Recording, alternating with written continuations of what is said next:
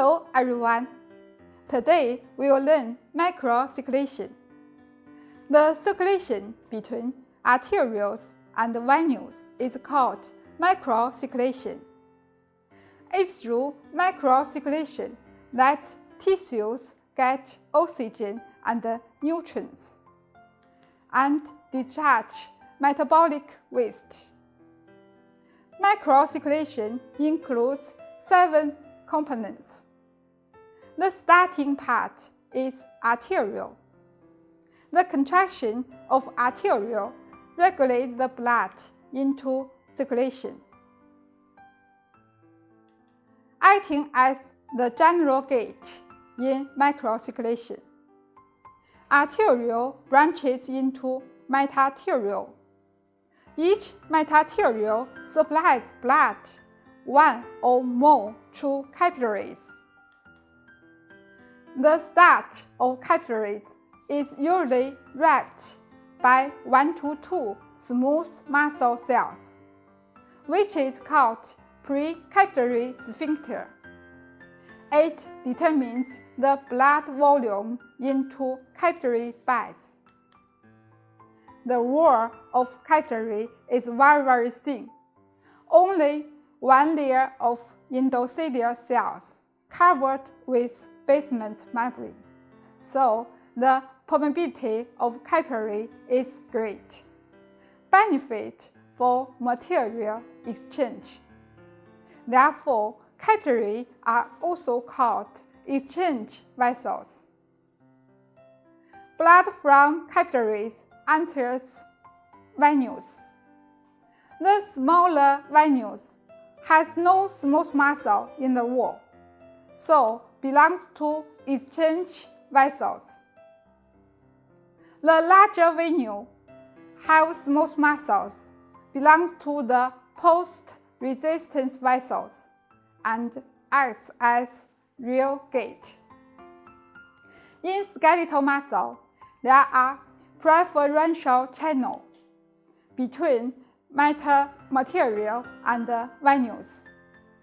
Preferential channels is also called thoroughfare. The smooth muscle is rare and even disappeared, so these vessels are often open and blood can flow fast to the heart. There are anastomosis vessels between arterioles and venules, which is called AV shunt. It usually exists in skin.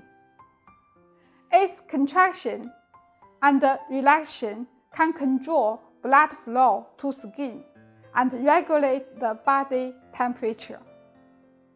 7 parts of the microcirculation form 3 routes. The first is circuitous route, in which blood flows through arterioles, metarterioles, precapillary sphincter, and capillary beds to venules. The main function is material exchange.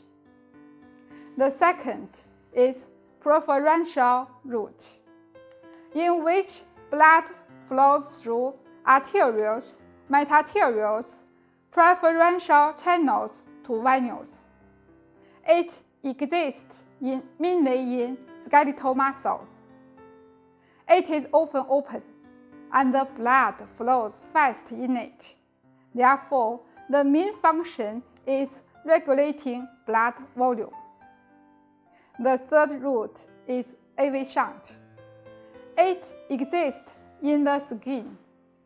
As normal, these routes are often closed. If the air temperature rises, the AV shunt would be open and the blood to skin increase, helping to heat emission. If the air temperature decreased, the AV shunt would be closed. Therefore, the function of AV shunt is to regulate body temperature. Microcirculation is under neural regulation and humoral regulation. The general gate is arterial, which determines the blood volume into microcirculation. The subgate is metarterial and precapillary sphincter, which determines the blood to capillary beds. The real gate is venue, determines the output of microcirculation. Arterial, metarterial, and venous are under neural regulation, while precapillary sphincter is under humeral regulation. In humeral regulation, vasoconstrictor include epinephrine, no epinephrine. Vasodilators include hypoxia, lactic acid, and carbon dioxide. Subgate, especially precapillary sphincter, is sensitive to the vasodilators. Local tissues consume oxygen, produce lactic acid and carbon dioxide. These vasodilators make the precapillary sphincter dilate to permit the blood flow in capillary behind, bringing oxygen and taking away metabolic waste. The factors causing precapillary sphincter dilation decrease, so the precapillary sphincter contracts. Then the capillary beds close. In this way, capillary open, close alternately to make the blood supply adapt to the metabolic level. Next, let's do a summary. Microcirculation has 7 components and form 3 routes to complete 3 functions. Material exchange takes place in circuitous route. Preferential route can regulate blood volume. AV shunt participates in the regulating of body temperature. 3 gates controls microcirculation.